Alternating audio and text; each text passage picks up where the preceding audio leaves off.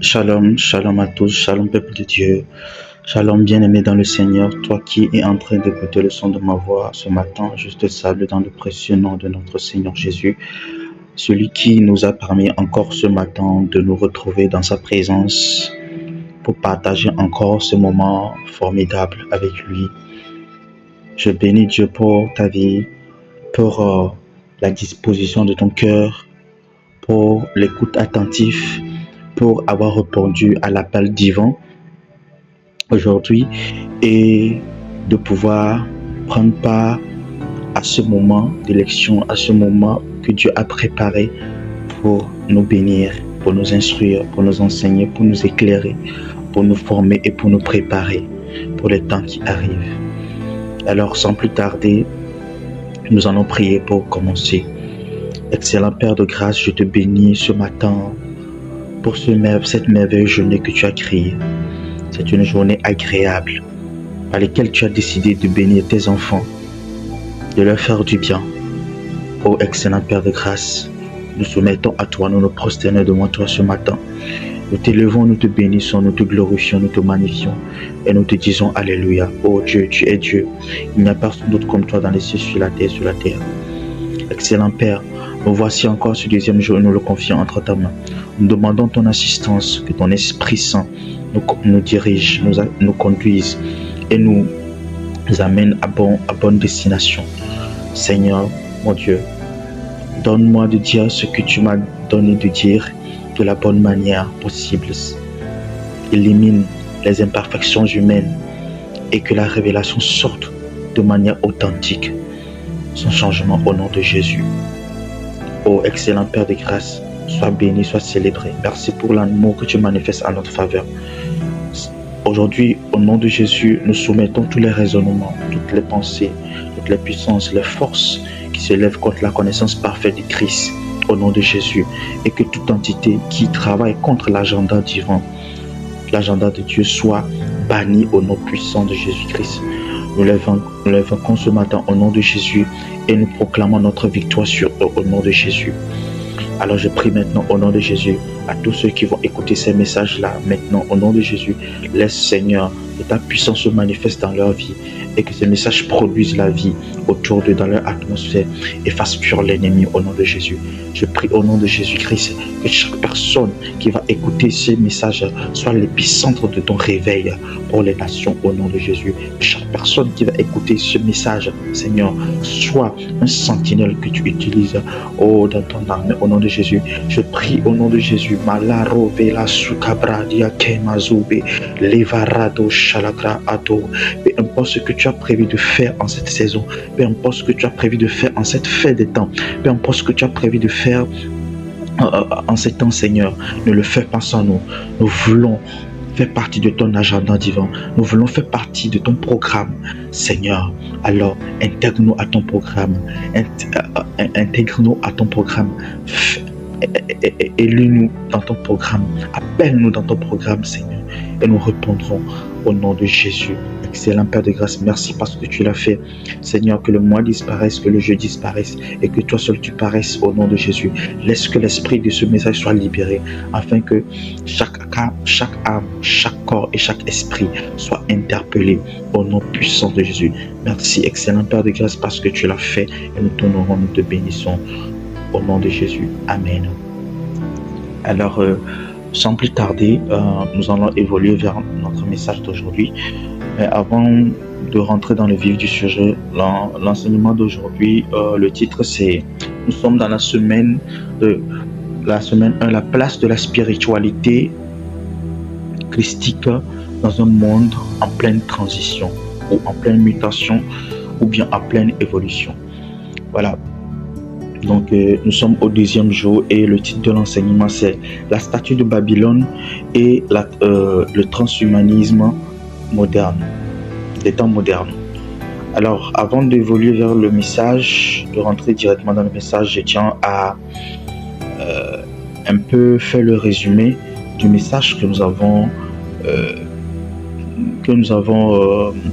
enseigné hier, le message que nous avons transmis hier de la part de Dieu, et avant d'évoluer pour planter un peu le décor et le contexte.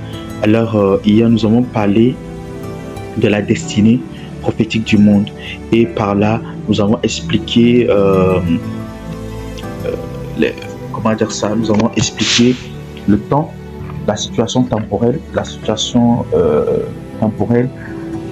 du monde, la situation temporelle dans laquelle nous sommes actuellement, à quel niveau du temps nous nous situons dans l'évolution de l'humanité, dans l'évolution de la création tout entière. Et par là, j'ai expliqué la création. Je parle de la création tout entière. Je parle des visibles, des invisibles. Je parle de naturel et du surnaturel. Je parle du physique et du voilà. Je parle du physique et du spirituel. Je parle du céleste et du terrestre. Voilà. Donc, je parle un peu de tout ça. Et je rassemble tout ça et je mets ça dans la création. Donc, nous avons parlé hier du fait, nous avons dit hier que euh, les esprits qui sont en charge du temps, les esprits que Dieu a mis à la charge du temps sont les zodiaques et ce sont les êtres vivants. Lorsqu'on voit dans Ézéchiel 1, Ézéchiel 10, Apocalypse 4 ou 5, on voit dans Apocalypse 4 ou 5, on voit la description des chérubins qui font partie, ou bien, voilà, qui font partie de la gloire de Dieu, ou bien qui sont à la charge de la gloire de Dieu. Non seulement ça, ce sont des êtres, les êtres vivants, ce sont des esprits qui ont pour rôle de garder le temps, et nous avons expliqué par là les différents temps qu'ils faisaient, donc selon la chronologie biblique des êtres, bien sûr, des zodiaques, bien sûr. Il y a l'ère du lion où Dieu répondait par le feu, par la vengeance, par la colère, où Caïn a tué Abel et Dieu a répondu par la malédiction de Caïn. Adam et Ève ont péché, ils ont été chassés du jardin d'Éden. Noé, avec le temps de Noé où le péché avait abondé sur la terre, Dieu a dû commettre un génocide mondial pour nettoyer la terre du mal et repeupler la terre après. Donc, c'est le temps d'Adam jusqu'à la venue de la loi. On appelle ça l'ère du lion. L'ère du lion, la première face des êtres vivants, la première face des êtres vivants dans Ézéchiel 1. Et je tiens à expliquer que ce n'est pas la seule, comment dire ça, ce n'est pas la seule manière de dispatcher ou bien de partager les heures. Parce qu'au-delà de ça, il y a d'autres heures. J'avais parlé des heures évangéliques aussi. Vous voyez un peu, il y a des heures évangéliques où on parle des ouvriers de la première heure, de la deuxième heure. Voilà. Donc, il y a ces heures-là que nous utilisons aussi pour nous retrouver de manière plus précise. Il y a des grandes heures et ensuite, il y a des sous-heures. Des sous-heures qui nous permettent de nous retrouver avec beaucoup plus de précision dans le temps par rapport au temps dans lequel nous sommes. Après cela, il y a eu l'ère de taureau qui a commencé avec la loi, le sacrifice des animaux pour couvrir le péché jusqu'à la venue de Jésus-Christ. Donc on a parlé dans cette ère, il y a le sacerdoce lévitique, le tabernacle de Moïse que Moïse a construit après avoir vu l'image dans le ciel. Et il a reproduit sur la terre, et par ce sacerdoce, les sacrifices se faisaient pour couvrir le péché d'Israël une fois par an. Et on posait la main sur un bouc, on le maudissait, on le renvoyait dans le désert. Et il y a un autre où on l'amenait dans le temple, on le tuait, on l'amenait dans le temple, on amenait le sang dans le temple. Vous voyez un peu. Et par là, il y a eu beaucoup de sacrifices d'animaux que Dieu a, beaucoup de principes, beaucoup de lois concernant les sacrifices d'animaux que Dieu a mis en place pour en fait, et voilà, couvrir le péché, pas pour l'enlever, pas pour l'ôter, mais pour le couvrir pour une année. Et ça se refaisait chaque année. Mais lorsque Jésus-Christ est venu, l'ère de l'homme, Jésus-Christ est venu, il est mort à la croix, il a ôté le péché une fois pour de bon. Le péché a été enlevé et on n'est plus obligé de tuer les animaux et on ne va plus dans le lieu très saint chaque année pour recevoir le pardon. Le pardon est disponible pour tout le monde, pour tous ceux qui croient en Christ. Et au-delà de ça, il y a une alliance beaucoup plus meilleure que l'alliance qui s'est produite à l'ère du taureau. Vous voyez un peu, à l'ère du taureau. Ça, c'est l'ère de l'homme. l'ère de l'homme. Après maintenant l'ère de l'homme, il y a, et par là aussi, bien sûr, Dieu a réconcilié, Jésus-Christ a réconcilié les hommes avec Dieu. Et les hommes, ceux qui ont reçu Christ, n'ont pas retrouvé leur nature adamique plutôt, mais plutôt leur nature christique. Voilà, parce que le premier Adam a échoué et le second Adam a réussi. Et le second Adam, c'est Jésus-Christ. Il a inauguré une nouvelle race qu'on appelle la race christique.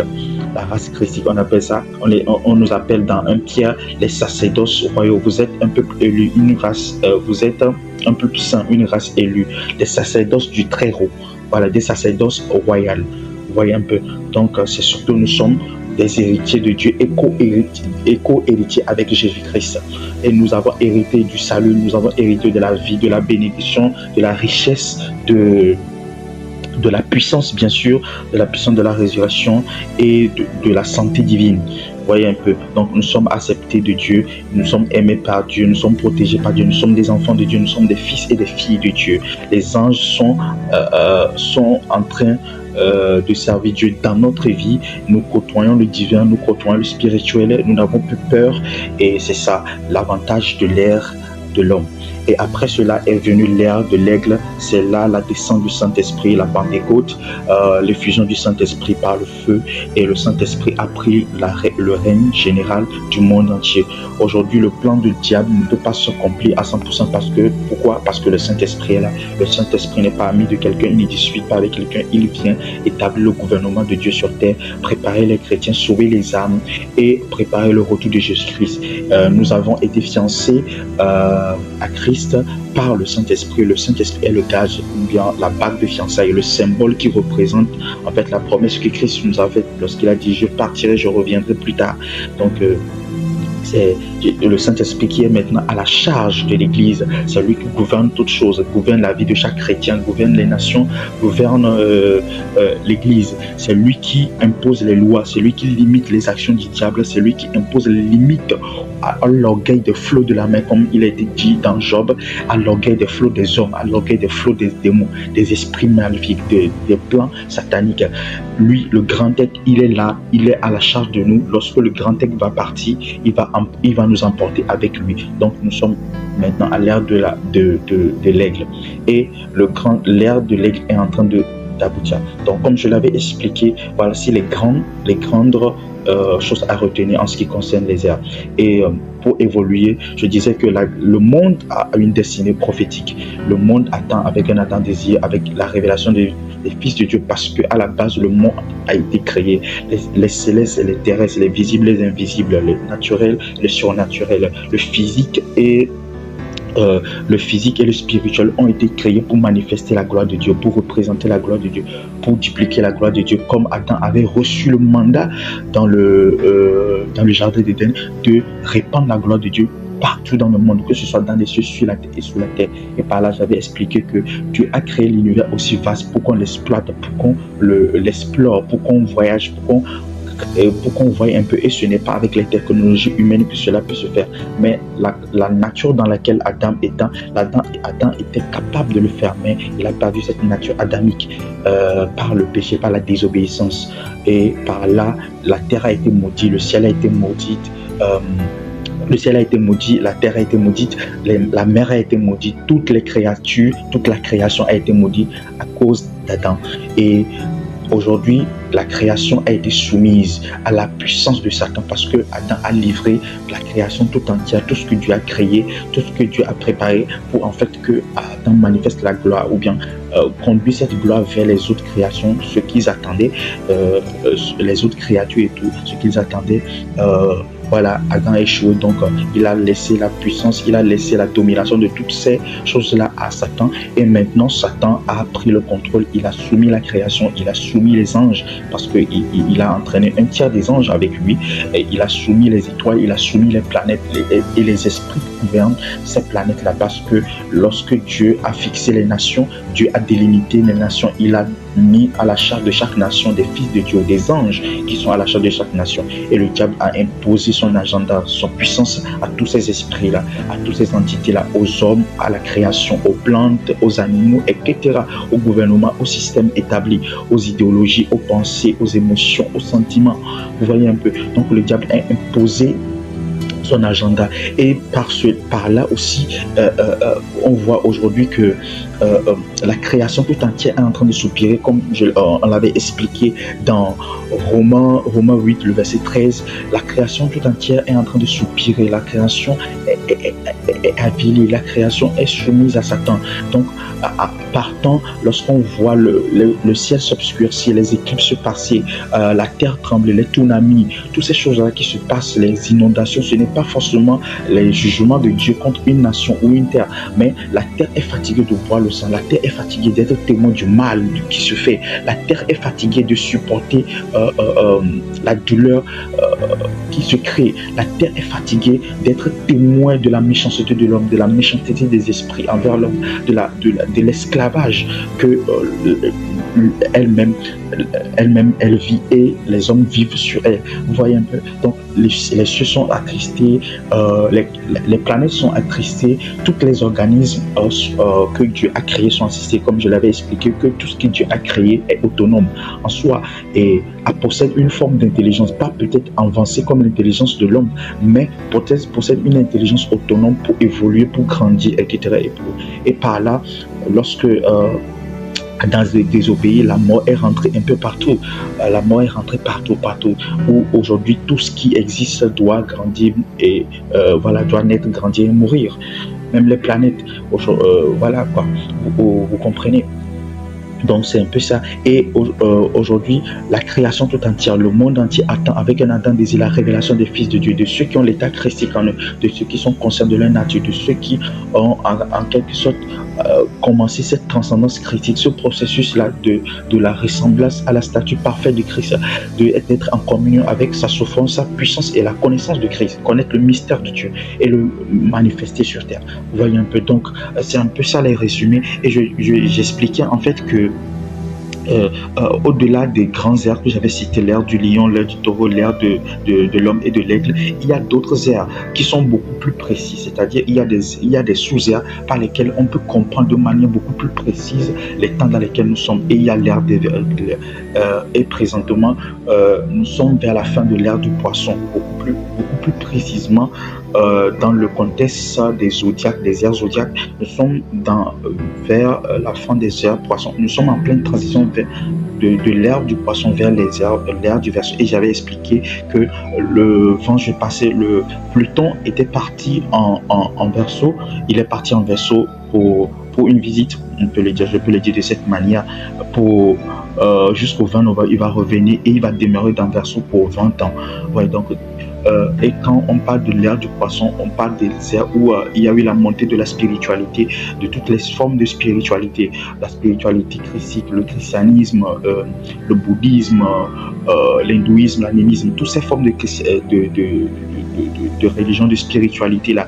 Et maintenant, nous sommes en train d'aller vers l'ère du Verseau qui est représentée par l'ère du libre arbitre, de la représentation de l'homme, du choix de l'homme, de la liberté, de la révolution, de la contestation. Et vous allez remarquer que depuis 2020, les choses ont beaucoup plus accéléré avec le Covid, le monde a été bloqué, la contestation. On peut remarquer les coups d'État, que ce soit en Afrique de l'Ouest, un peu partout dans le monde. Les gouvernements sont en train de changer, la géopolitique est en train de changer. Il y a la montée de la Chine, des BRICS, de l'Afrique, de la Russie, de la Chine, de l'Iran, et voilà. Et la descente de la puissance occidentale. Vous voyez un peu, ils sont en train de perdre leur hégémonie. Donc j'avais expliqué tout ça. Et donc c'est ce qui explique la transition vers l'ère du Verseau. Et en ce temps, tout est en train de transiter. Quand on parle de transition, c'est le processus par lequel le processus de changement, ou bien le processus d'évolution. Donc j'expliquais, donnez-moi une seconde. Donc la transition, c'est le passage d'un état à un autre qui peut être lent, graduel ou brusque. Vous voyez un peu, donc c'est en quelque sorte aussi une démarche volontaire de correspondre à son expression de genre d'identité.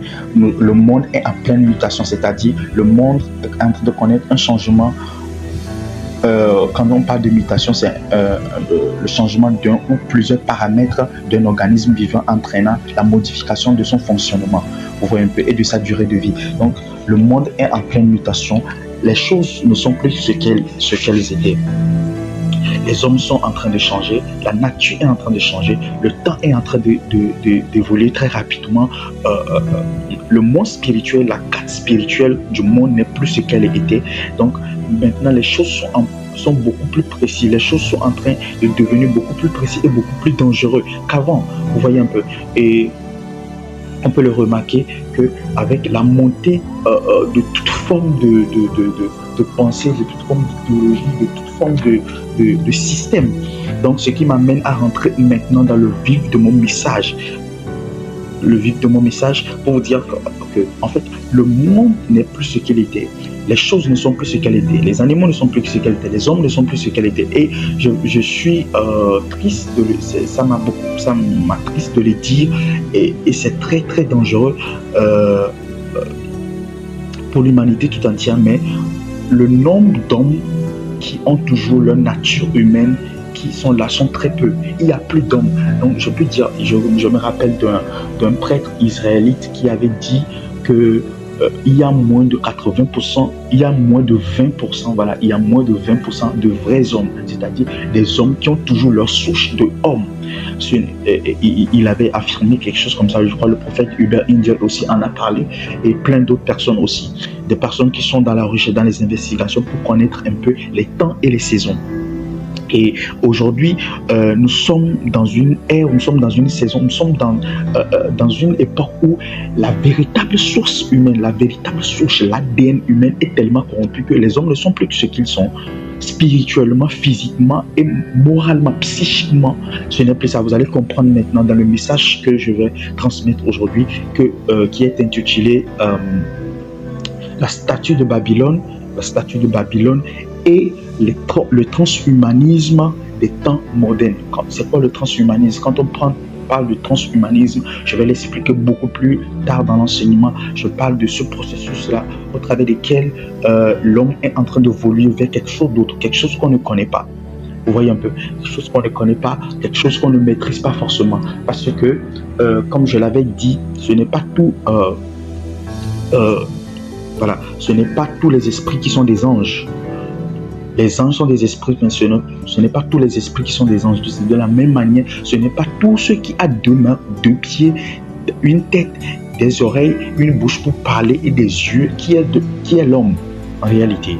Donc, c'est possible d'avoir la forme de l'homme, d'avoir la silhouette de l'homme, d'avoir les manières de l'homme, mais de ne pas être un homme. La preuve, les anges de Dieu sont rentrés sur la terre dans Noé et ils ont couché avec les filles des hommes, mais ils n'étaient pas des hommes. Pourquoi est-ce que je dis ça? Parce que, en fait, ils ont pris la forme des hommes. Ils ont cette capacité de prendre la forme des hommes, mais ils n'étaient pas des hommes. Ce n'est pas tout ce qui est 2 pieds, 2 mains qui est un homme. Vous voyez un peu qui a l'ADN humain. Vous comprenez? Pourquoi? Parce que le principe de la vie dans notre écosystème, dans notre monde, bien sur la terre, exige à ce que tout esprit qui foule cette terre, tout esprit qui rentre dans notre domaine puisse porter le corps, puisse avoir un corps. Donc aucun esprit ne peut être sur terre sans ou bien vivre ou bien faire un temps sur terre sans le corps. Vous comprenez un peu? Donc c'est pourquoi vous allez voir que en réalité tout esprit qui est sur terre et qui n'a pas de corps est en quelque sorte en inégalité.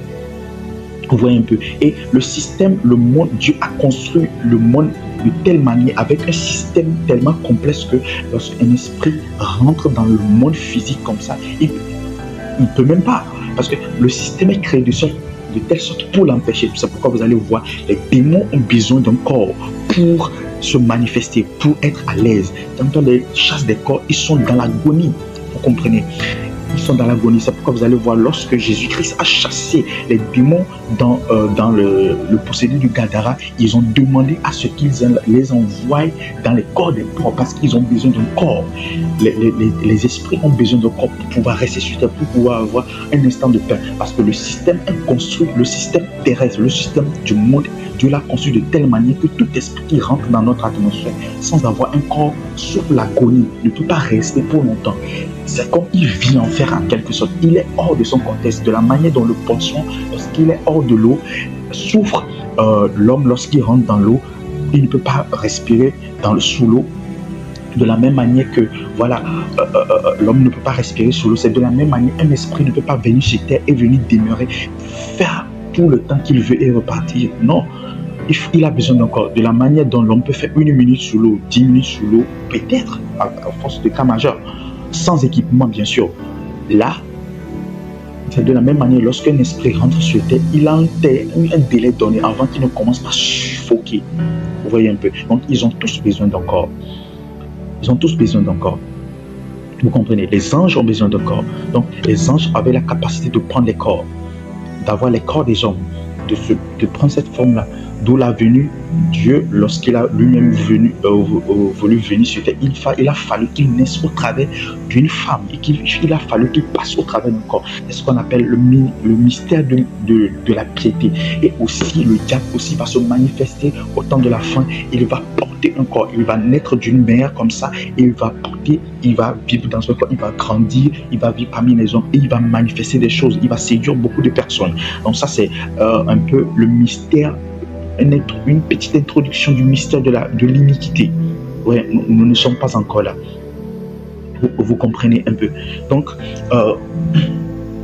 tout esprit a besoin d'un corps. Donc, j'ai expliqué que ce n'est pas tout ce qui ressemble à un homme qui est un homme. Donc, le monde est en pleine évolution. L'humanité est en pleine évolution. Les créatures, tout est en train de changer. Et vous allez comprendre comment est-ce que tout ça se fait. Alléluia. Dieu va nous faire grâce et nous allons rentrer dans les détails. Allons rapidement dans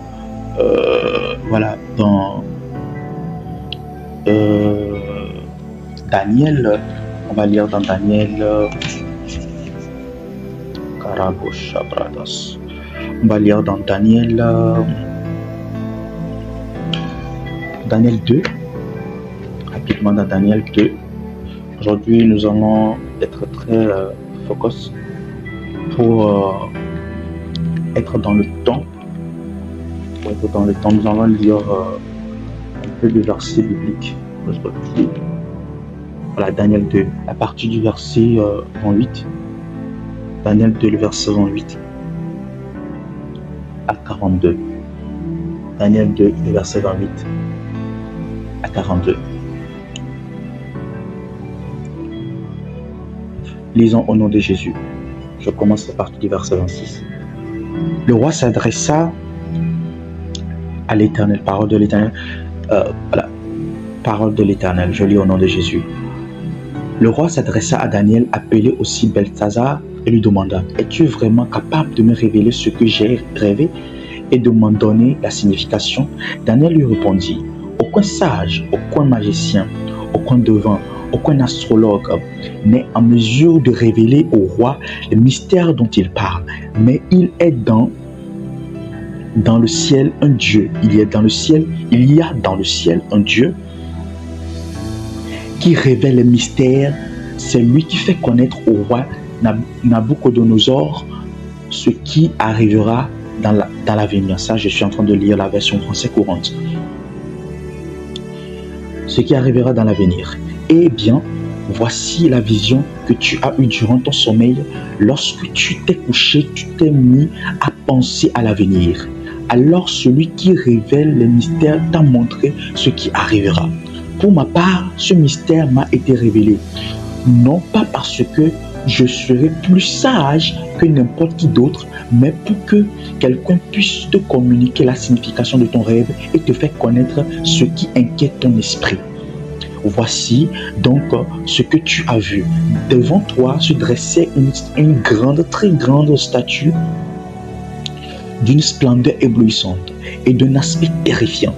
La tête de la statue était en or pur, sa poitrine et ses bras en argent, son ventre et ses cuisses en bronze, ses jambes en fer et ses pieds moitié en fer et moitié en terre cuite. Tu as contemplé cette statue jusqu'au moment où une pierre s'est détachée de la montagne sans intervention humaine.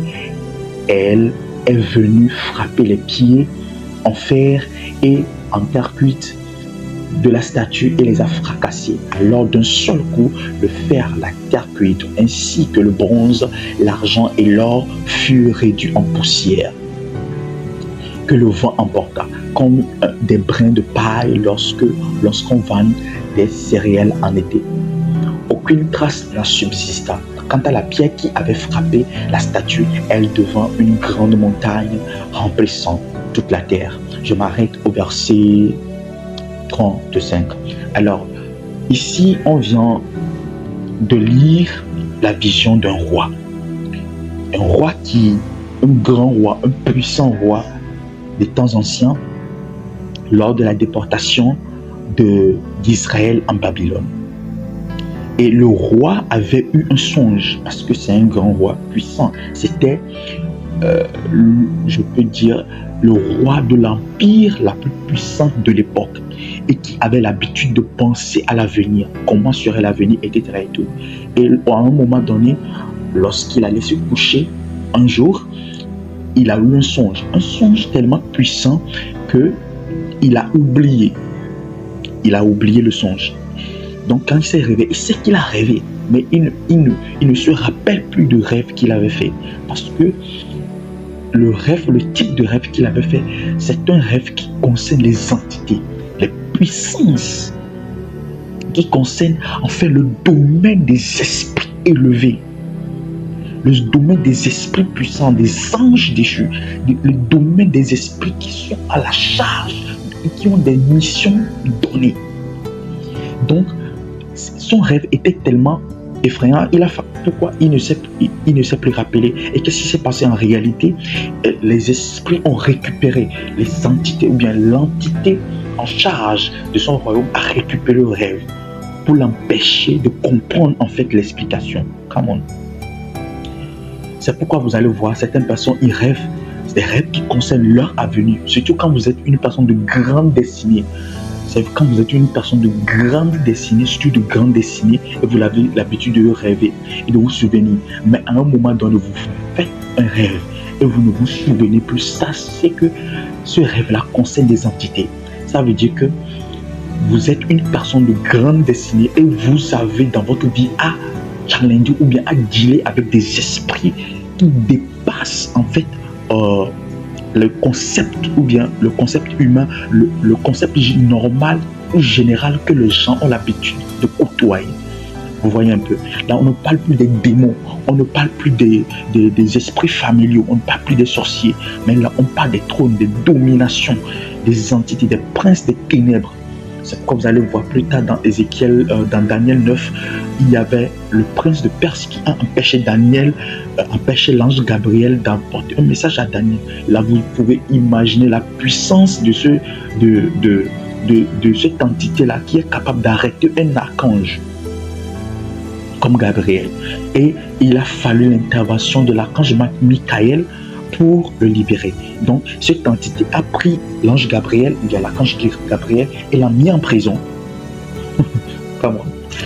Malovarana sutelia dove kazo zitena shuvra alide kabuzaza azadia tavaa. C'est pourquoi, lorsque nous avons voulu communiquer, lorsque nous avons voulu prêcher ce message, prêcher ces 40 matinées, et ça a été fortement combattu, très fortement combattu, et je sais de quoi je parle. Dans les cieux, dans les sphères célestes, la révélation a été très combattue. Mais l'esprit de Dieu nous a donné un esprit supérieur qui est capable d'imposer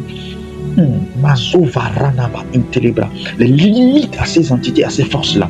De la manière dont Daniel, lorsqu'il est allé vers Dieu, allé se questionner un peu pour comprendre ou bien pour savoir quel rêve cet homme a fait, parce qu'il a oublié le rêve. Il a fallu qu'il lui raconte le rêve et qu'il lui donne encore l'explication. Qui fait ça? Ce sont des esprits supérieurs. C'est de ça on parle ici, de la transcendance critique. Mako Labra, je ne vais pas rentrer dans les détails. De cette même manière, Daniel aussi il est allé vers Dieu. Dieu lui a donné, Dieu lui a pris,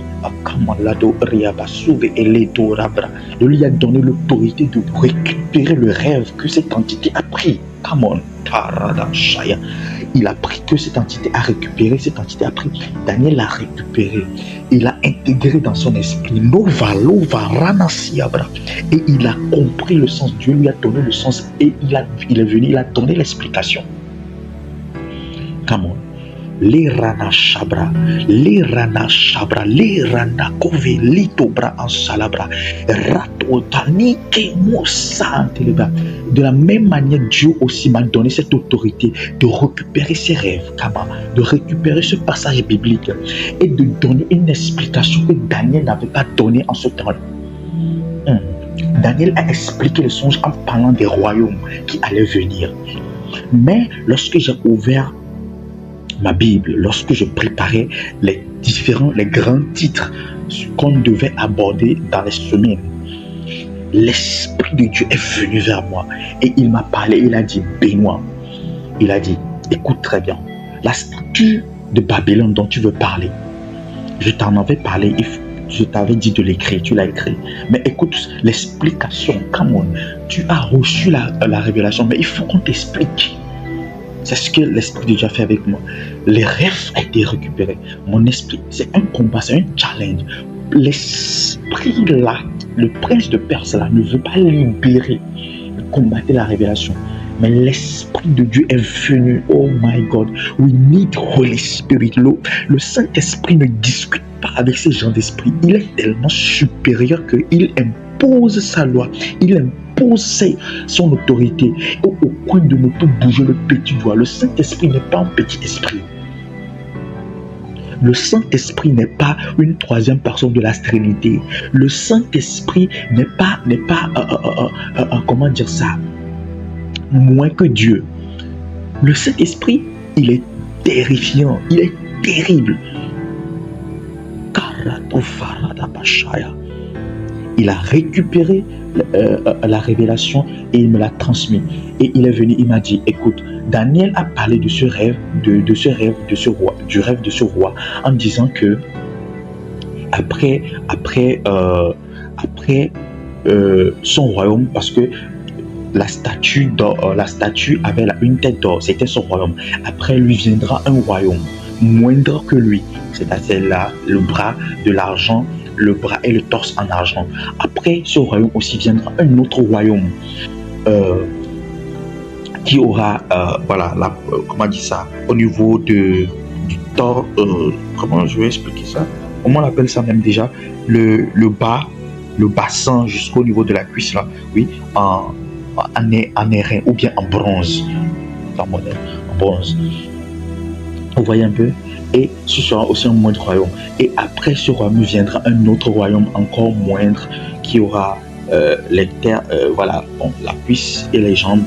Les jambes sont en fer et les pieds sont en fer mélangé avec de l'argile.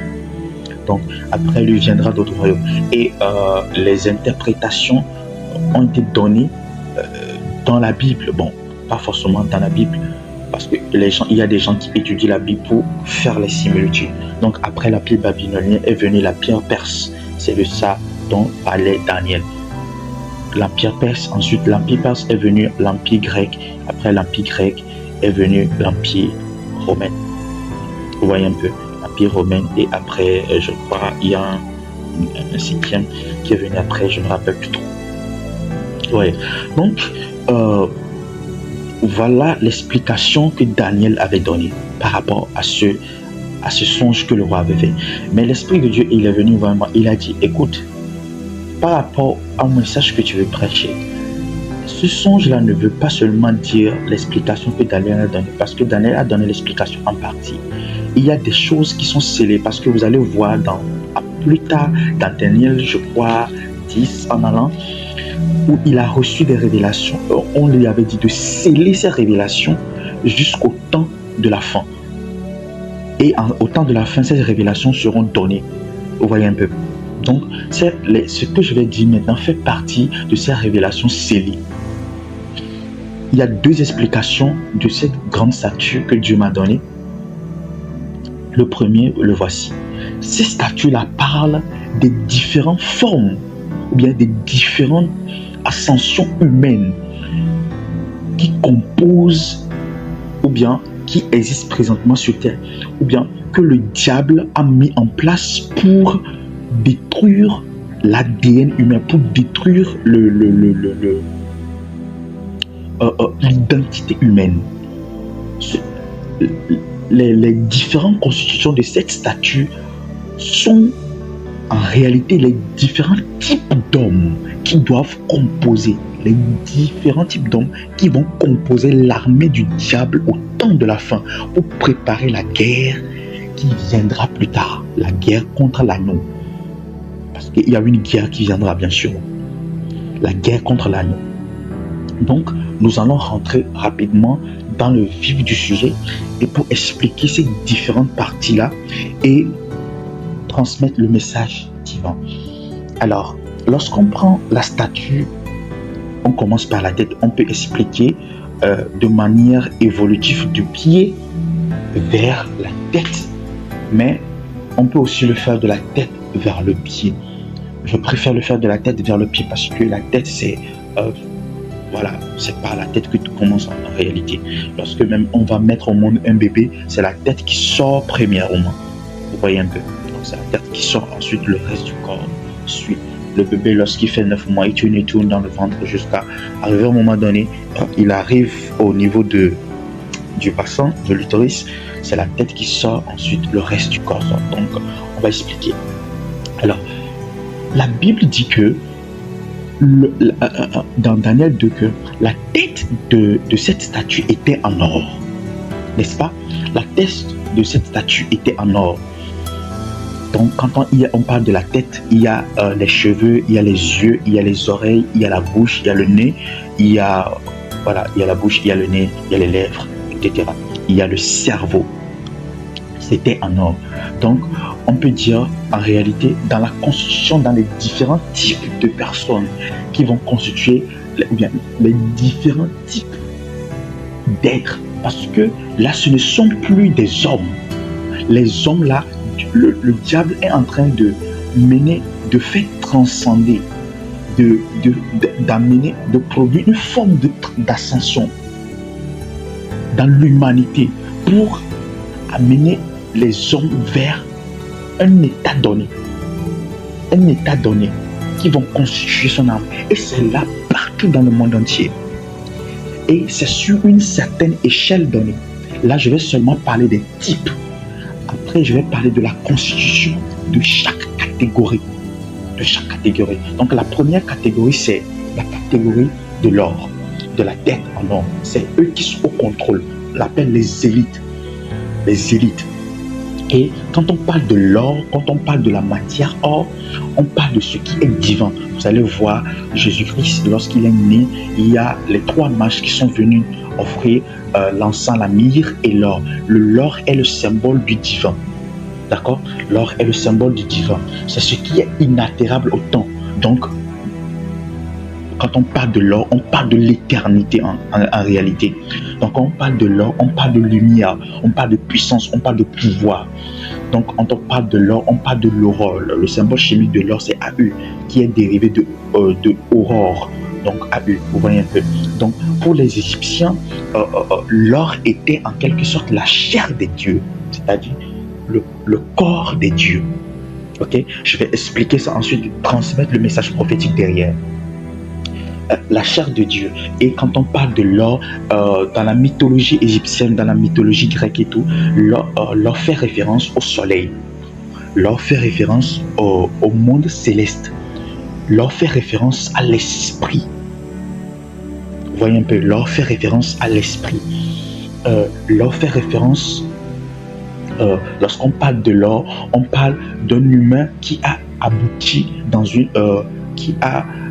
sa quête, c'est-à-dire de l'homme qui s'est complètement réalisé, de l'homme qui a enfin pris conscience de qui il était ou bien de qui il doit être. Donc, quand on parle de l'or, on parle aussi du faux culte, du crime, de la malédiction, de l'égoïsme.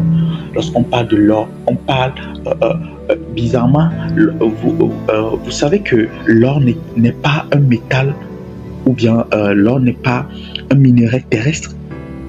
L'or n'est pas un minerai terrestre. Là. Nous croyons que l'or est un minerai terrestre, mais en réalité, l'or n'est pas un minerai terrestre.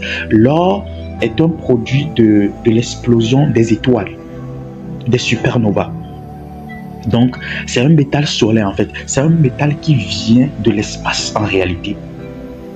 Vous voyez un peu. Donc, quand on dit que c'est un métal qui vient de l'espace, vient de l'espace, on fait référence de manière parallèle, de manière figurative, on fait référence à ce qui est céleste.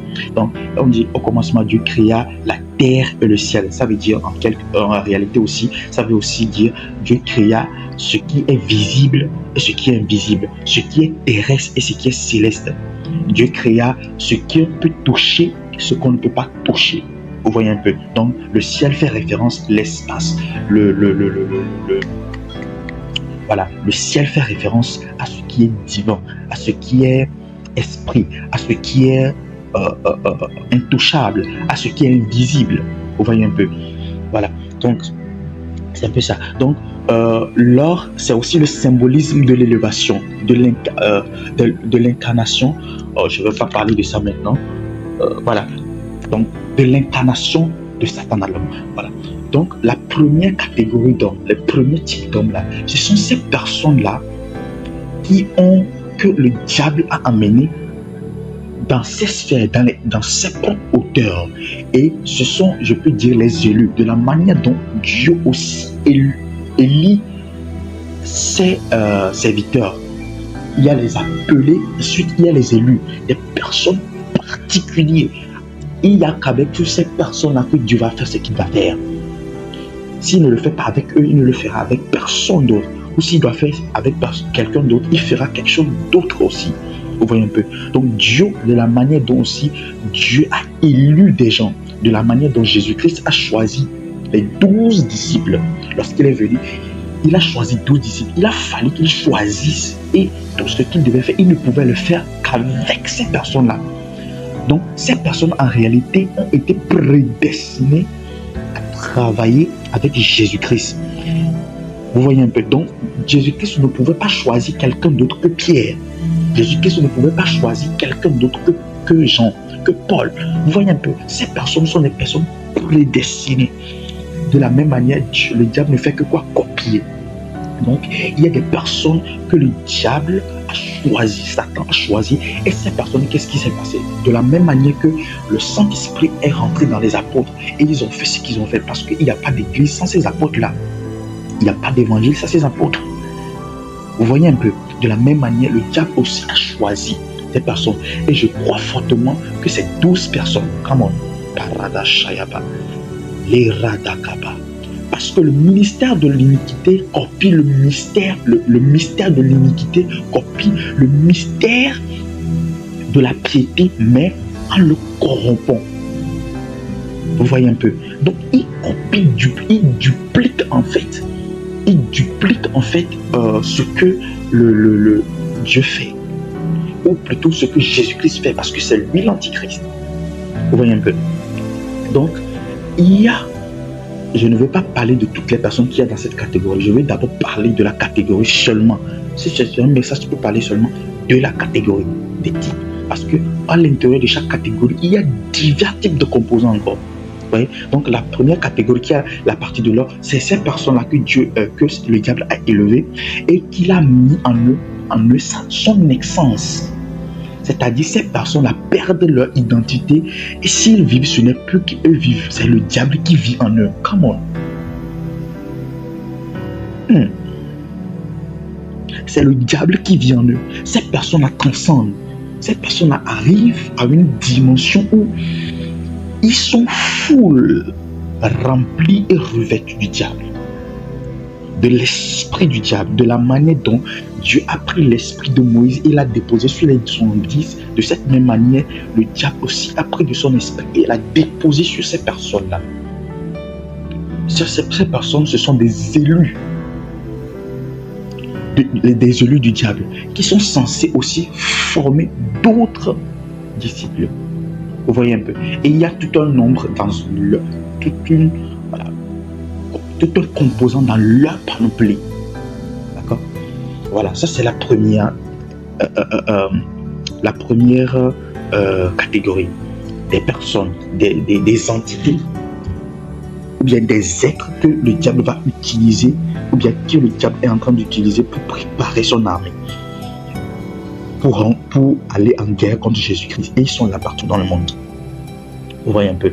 Donc, le diable a tellement recruté dans son armée que c'est terrible. Vous voyez un peu. Lorsqu'on prend par exemple au temps de Noé, vous allez voir, il y a les fils de Dieu qui sont venus vers les filles des hommes. Vous voyez un peu. Donc, lorsqu'on prend il y a la dimension du soleil, donc la dimension de l'esprit qui vient dans l'homme. Je ne vais pas parler de toutes les personnes qui sont dans cette catégorie. Je vais faire un autre enseignement où je vais parler de la constitution même de ça, de ces différentes catégories. Ça, c'est la première catégorie. Maintenant, arrivons, ça c'est la tête. Et c'est la tête, au niveau de la tête, il y a l'écoute, il y a la réflexion, le cerveau, il y a la respiration et il y a le parler. En fait, c'est cette élite-là qui écoute les instructions du diable, qui le communique. Ils font partie du conseil satanique, du conseil pour rapprocher du diable. Et c'est eux qui pensent les stratégies, la manière dont le monde doit être gouverné. Et qui donnent les ordres par la bouche. Come on. Ils voient tout ce qui se passe. Il n'y a rien qui les échappe par le système qu'ils ont établi de la notion du troisième œil. Vous comprenez? Je ne veux pas parler de certaines choses maintenant. Vous comprenez déjà là où je vais en venir. Du troisième œil. Et souvent, dans ces derniers temps, vous allez entendre, on parle de l'éveil de l'esprit. De l'éveil de l'esprit. Ce niveau d'éveil de l'esprit, ce n'est pas accordé à tout le monde. Ce niveau d'éveil de l'esprit, c'est seulement pour les élus qui travaillent avec le diable.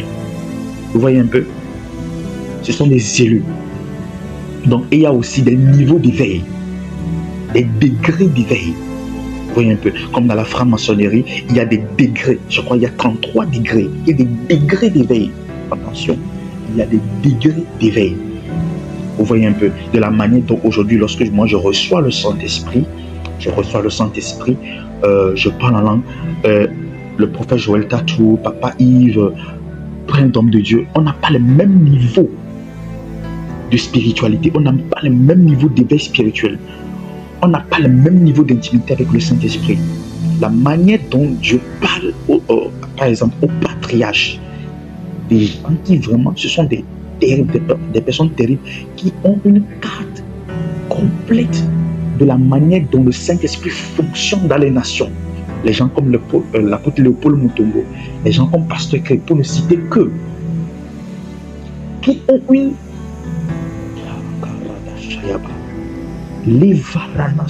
ils ont une vision macroscopique. Parce que quand eux, ça veut dire que quand eux se tiennent là, ils voient en grand tout ce qui se passe dans les nations, le mouvement de l'esprit dans les nations.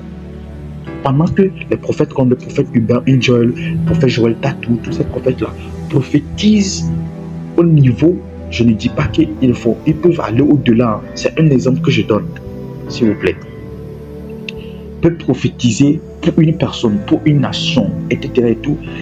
Il y a eux là, les exemples comme le pasteur Chris et le pasteur Léopold Mutombo voient tous les gens. Ils ont une telle vision. Ce sont des gens qui, en quelque sorte, rentrent dans l'omniscience de Dieu. Ce ne sont plus des hommes. Come on.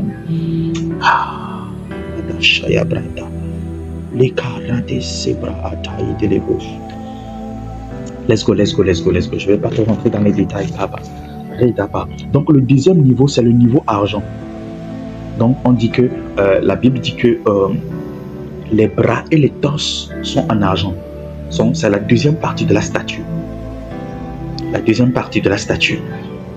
Les bras et les torses sont en argent. Et là, quand on parle de l'argent, le symbolisme de l'argent, c'est quoi? C'est le signe de la lune. Pendant que l'or représente le soleil, le signe, le masculin, l'argent représente le féminin, la lune. L'argent représente la lune. Comme on lèvera chalabra, de la manière dont la lune prend le reflet du soleil. La lune reflète la lumière du soleil. C'est de la même manière que l'argent dans la hiérarchie des entités, des catégories d'entités qui composent l'armée satanique. Oh, Bacharabrasa. L'argent là, ceux de l'argent là, c'est eux qui donnent les ordres. Comment je vais l'expliquer en même temps. Parce que lorsque la bouche parle, c'est les bras qui montrent la direction. Comment? Lorsque la bouche parle, c'est les bras qui montrent les directions à suivre. Dans les autres, toi viens, ici, toi va faire ceci, toi va faire cela.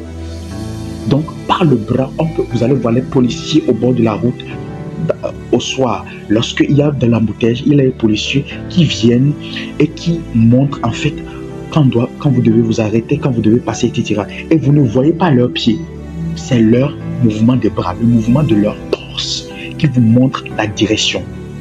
Vous voyez un peu. C'est de la même manière aussi que le second niveau, la seconde catégorie qui est l'argent, montre la direction. Vous voyez un peu. Et dans cette catégorie, on appelle il y a ce qu'on appelle pas l'éveil de l'âme. Donc, l'argent a trait au féminin, l'argent a trait à la dualité et à l'eau. Et bizarrement, lorsque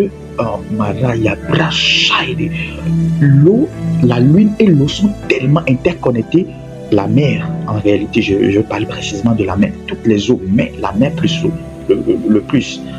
La mer, la lune et la mer sont tellement connectées que quand il y a les différentes phases de la lune correspondent à des montées et à des descentes de la mer.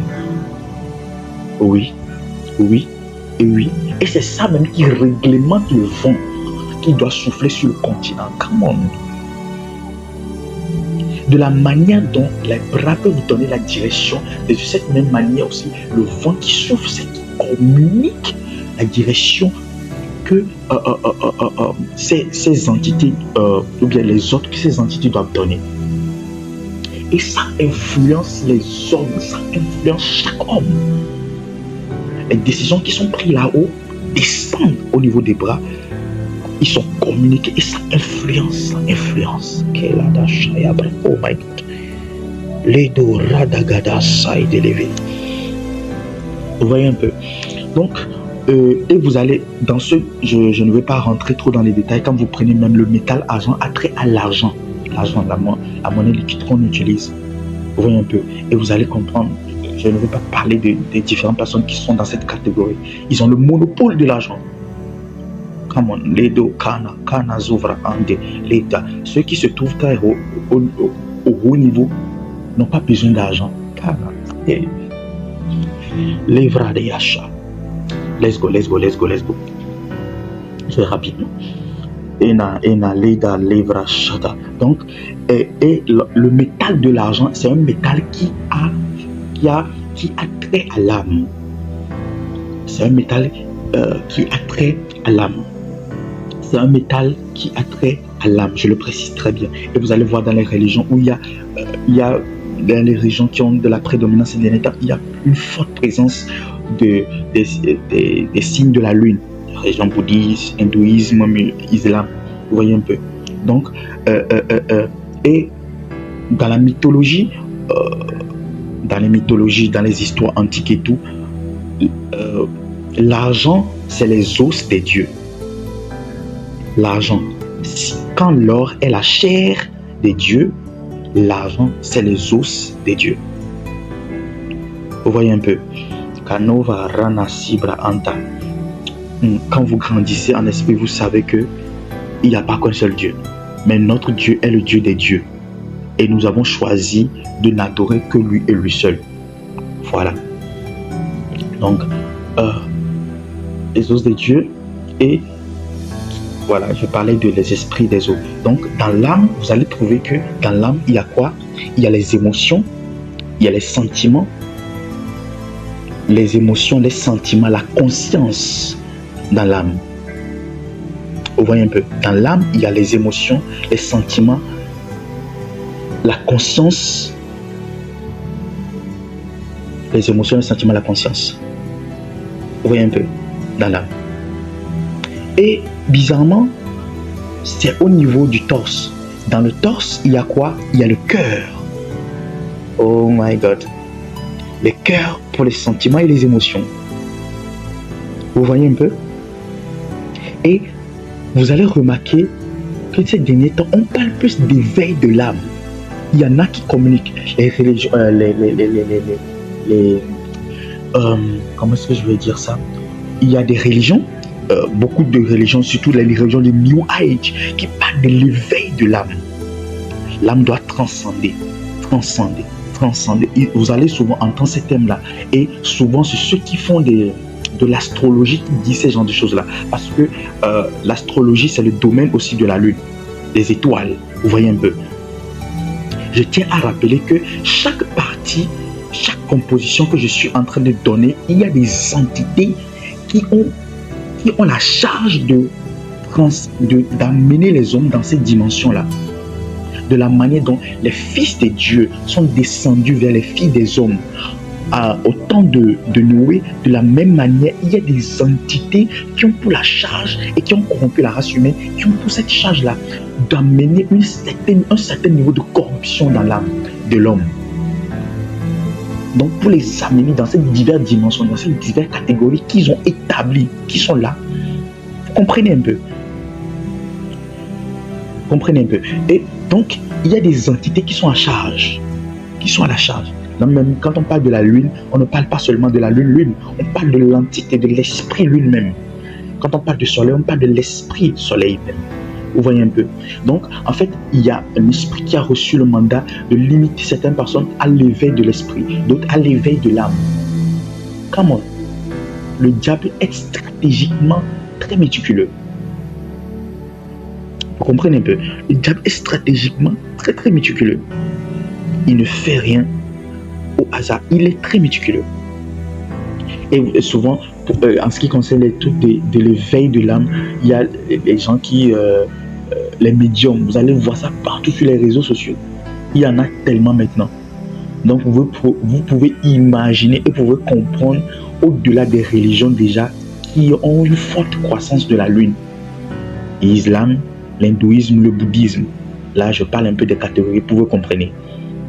Et maintenant, sur les réseaux sociaux, toutes les personnes qui sont acquises, vous pouvez imaginer le nombre de personnes qui composent cette catégorie.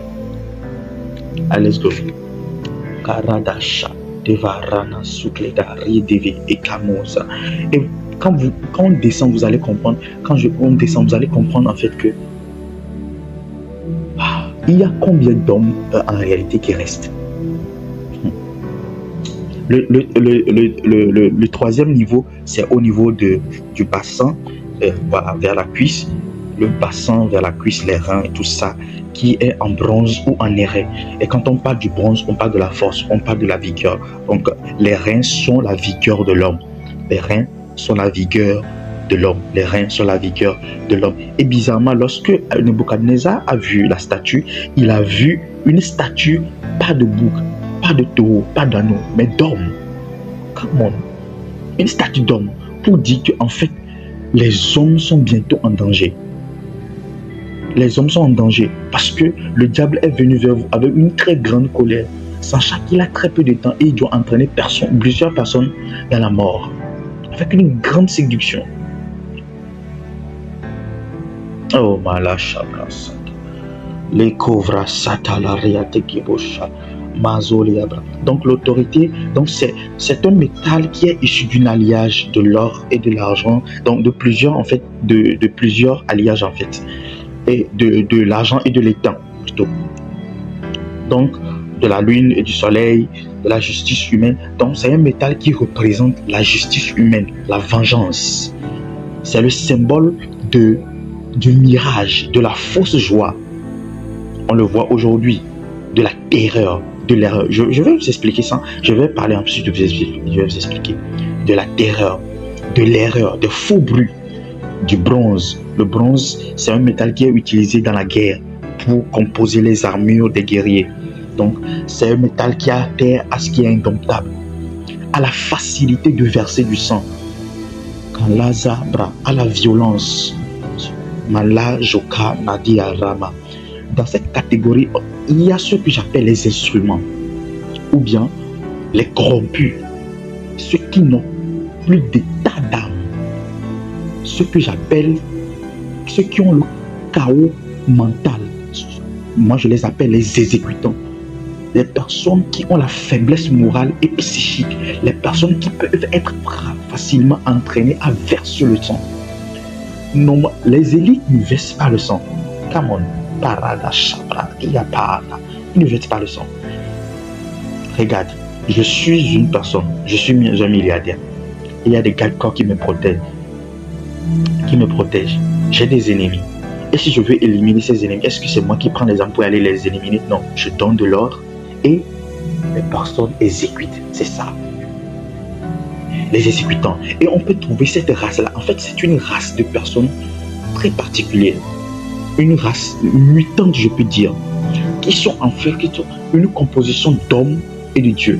Une composition de l'humain et de l'ange déchu. Une composition du démoniaque et du naturel. Ce sont des personnes qui, à la base, leur source, leur ADN a été corrompu par le divin. Je ne parle pas de la technologie, sinon leur ADN, par le démoniaque, par les anges déchus, par les incantations, par la magie, par la sorcellerie, où leur ADN a été corrompu. Vous voyez un peu. Donc tous les hommes ne sont pas des hommes. Tous les hommes ne sont pas des hommes. C'est une maman qui va demander un bébé à l'esprit des eaux. C'est quoi on lui donne? C'est quoi on lui donne? Oh, on te donne quelque chose qui a la ressemblance de l'homme.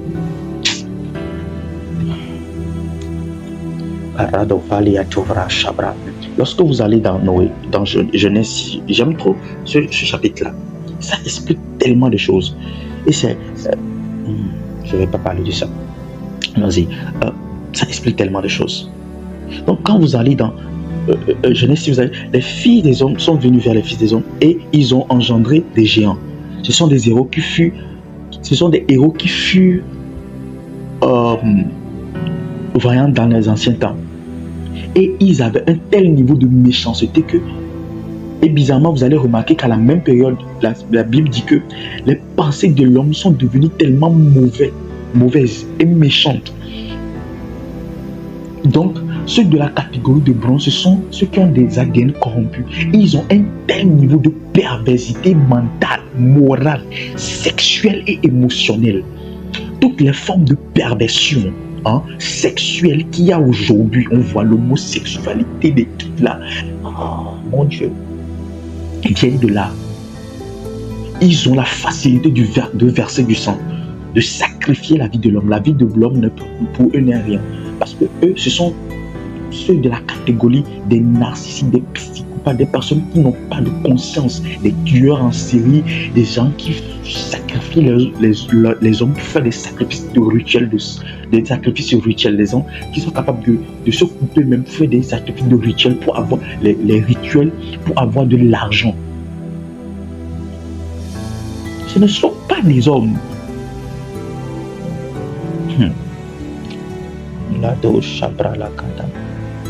Qui versent le sang, ils n'ont pas la conscience. Ce sont des gens qui sont dans un chaos mental. Parce que dans leur évolution, dans l'évolution, je tiens à préciser que ces évolutions sont basées concrètement sur la chair. Parce que la chair aussi connaît l'évolution. De la même manière que l'esprit amène à la transcendance, la chair aussi amène une forme de transcendance. C'est ce que j'appelle la justice humaine. Quand Jésus-Christ vient nous justifier par son esprit, le diable vient justifier les hommes par la chair. C'est ce qu'on appelle la justice humaine. Ok. Vous voyez un peu. Donc, ils ont un tel niveau de perversion. Ça, c'est la troisième catégorie. Maintenant, allons vers la cinquième catégorie. Lorsqu'on descend maintenant au niveau des jambes, et des jambes, voilà, des cuisses, bon, voilà, cuisses, jambes, en allant jambes jusqu'à la plante du pied, bon, pas encore le pied, hein, juste les jambes. Il y a ceux de la catégorie du fer. Donc, quand on parle de fer, c'est lié à Mars, au dieu de la guerre, symbole. Et bizarrement, j'ai retrouvé que dans toutes les religions, dans toutes les spiritualités, le fer est détesté. Vous savez pourquoi? Le fer est le symbole de la corruption, de la déchéance. Le fer est le symbole de ce qui est impur, de ce qui est vil, de ce qui est sombre. Vous voyez un peu? Et il y a un âge dans une certaine mythologie qui viendra. Il y a un âge qu'on appelle l'âge de fer. On appelle cet âge-là, il y a dans les écrits, que cet âge-là, c'est dans cet âge-là que les hommes seront plus méchants. Les hommes seront plus vils. Il y aura de la tyrannie, de la guerre. Et bizarrement, le fer est représenté par Mars, la planète Mars, qui est directement liée au dieu de la guerre. Vous voyez un peu? Voilà. Donc, l'âge de fer est lié à voilà, ce qu'il y a de pire qu'on peut trouver chez le genre humain. Vous voyez un peu? Donc, la Terre est aussi associée au monde souterrain, à la partie la plus sombre. Voilà. Maintenant, je vais libérer le message prophétique à la partie la plus sombre de la technologie. Lorsqu'on parle de fer, on parle de la technologie aussi. On parle de la technique. Vous voyez un peu? Lorsqu'on parle de fer, on parle aussi de la science, parce que c'est un traitement. Lorsqu'on parle de fer, on parle de la technologie, des outils, de la technologie. On parle de la science. Et pas de la bonne science. Non, non, non. Parce que le fer même représente ce qui est impur, ce qui est sombre, ce qui est vil. De telle sorte que dans toutes les spiritualités, même charnelles, les spiritualités qui ne se reposent pas sur toutes les spiritualités qui ne se reposent pas sur le sacrifice de Jésus-Christ à la croix, on l'a exclu. On a exclu le fer de toutes ces spiritualités-là. Il n'y a aucune spiritualité qui a donné une place d'honneur au métal fer. Non. Vous voyez un peu? Donc, ça fait référence à la partie la plus noire de la physique, de la science, de la technologie, de la médecine, de la psychologie, de la médecine pour manipuler les gènes, créer des virus, créer des épidémies, créer du cancer. Lorsqu'on trouve un vaccin, on tue les gens pour ça. Juste parce qu'il y a des gens, les personnes, bien les êtres de cette catégorie-là, ces humains-là, ils ont vendu leur âme au diable au travers pour recevoir la connaissance de la science et de la technologie. Lorsque ces anges déchus sont venus dans Noé, ils ont enseigné aux hommes les sciences. Oui, oui. Les sciences, vous allez voir toutes les sciences aujourd'hui qui profitent à l'homme, ce sont des sciences que des gens ont prié, des découvertes qui profitent le plus à l'homme aujourd'hui. Ce sont des découvertes pour lesquelles les gens ont prié et Dieu leur a donné la révélation par Jésus-Christ. La preuve, comment on dit ça, le vaccin de la tuberculose qui a été trouvé, c'est un chrétien. L'avion, c'est un chrétien. Les voitures, ce sont des chrétiens. Les moteurs à vapeur, chrétiens. Les moteurs des gros camions, des gros... voilà, comment des grosses machines, là, il y en a, dont j'oublie. Des grosses, ce sont des chrétiens. La plupart des grandes découvertes qui ont été corrompues, ce sont des chrétiens. Les vaccins, tout ça, les sérums, ce sont des chrétiens. Ce sont des chrétiens. Ce sont des chrétiens. Ce sont des chrétiens. Alors vous allez voir à quel point, mais personne ne sait, on a tellement nettoyé le nom de ces personnes de l'histoire et on n'a même pas fait référence à leur croyance, à leur spiritualité christique. Parce que le diable veut s'approprier et faire croire aux gens que ce sont ceux qui sont de sa partie, bien ceux qui sont avec lui, qui font des exploits, oh my God, let's go. Donc, La science, la médecine, la psychologie, la biologie, la manipulation de l'ADN, des codes génétiques des êtres vivants. Et quand je dis des êtres vivants, c'est tous les êtres vivants. Vous allez comprendre maintenant. De tous les êtres vivants, des plantes. Aujourd'hui, il y a les graines qu'on appelle les OGM, où les graines sont génétiquement modifiées de telle sorte que on les plante une fois et c'est fini. On ne peut plus les replanter. C'est-à-dire, lorsque ces graines sont plantées, par exemple, les graines de maïs sont plantées, les graines de maïs génétiquement modifiées sont plantées et produisent du maïs. Ces maïs-là ne peuvent qu'être consommés et ne peuvent plus être reproduits. Et ce sont des gens, aujourd'hui, qui ont fait ça pour qu'il n'y ait plus la semence, pour que la semence manque. Et c'est bizarrement, ce sont ces gens de personnes qui disent qu'ils luttent contre la faim. Je ne vais pas citer de nom. Ce sont des milliardaires qui disent qu'ils luttent contre la faim. Et bizarrement, il y a une chose que ces graines font, c'est que lorsqu'on les plante, elles sont capables de contaminer les bonnes graines pour leur enlever la partie de la semence. Vous imaginez qui peut créer quelque chose comme ça? Si ce n'est pas la personne là, c'est un agent, un ange de la faim, de la famine. Oh my God. Et vous allez voir aujourd'hui des couplats, des chiens, des bulldogs, des animaux, etc. Où on fait des couplages bizarres entre l'homme et les... Oh Seigneur. Donc,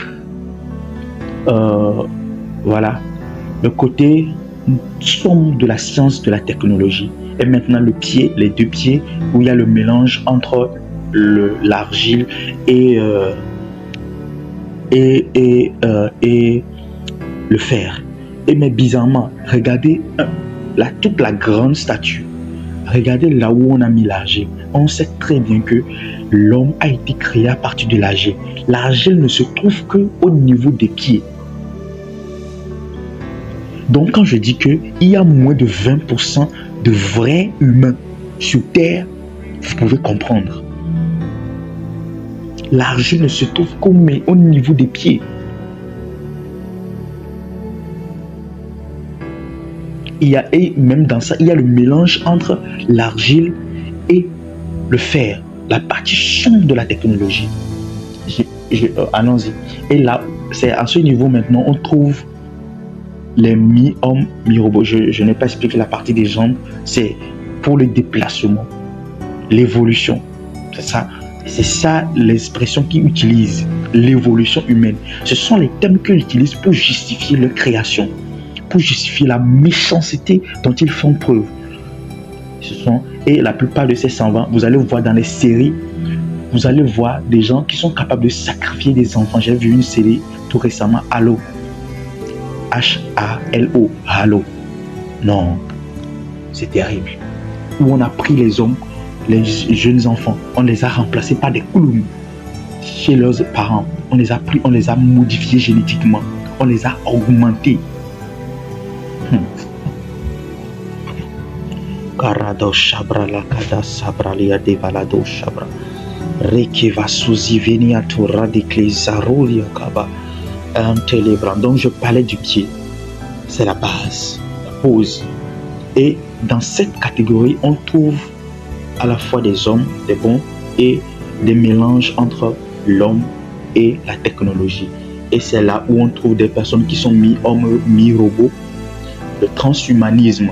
Le transhumanisme, c'est quoi? C'est une science qui prône l'usage des sciences et des techniques pour améliorer la condition humaine par l'augmentation des capacités physiques et mentales des êtres humains. Donc, ils ont pour objectif de supprimer le vieillissement, la mort, les maladies. Vous voyez un peu?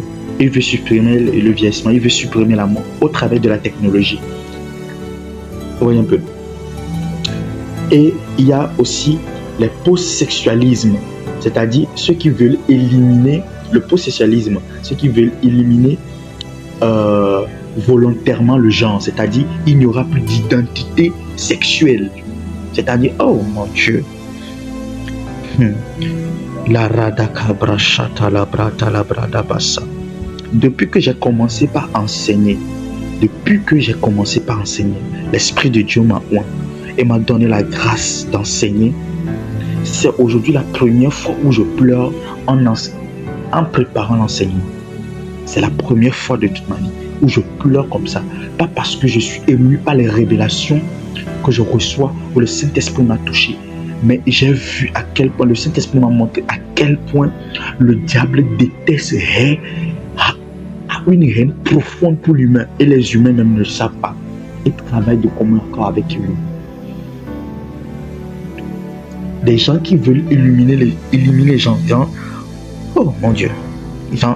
Ici, il n'y a pas de gens, quoi. Ils ne sont ni il, ni sont ni elle, ni il ou elle.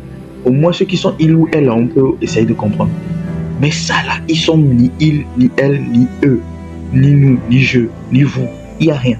Eux, là, leur pronom n'existe même pas dans les pronoms personnels. Comment on peut faire ça? Ça fait rire, hein? Mais c'est triste. Il y a le uplifting, c'est-à-dire ce on appelle encore le transbiologisme, qui considère que l'humanité a le devoir d'amener les autres espèces au même niveau d'intelligence et de civilisation.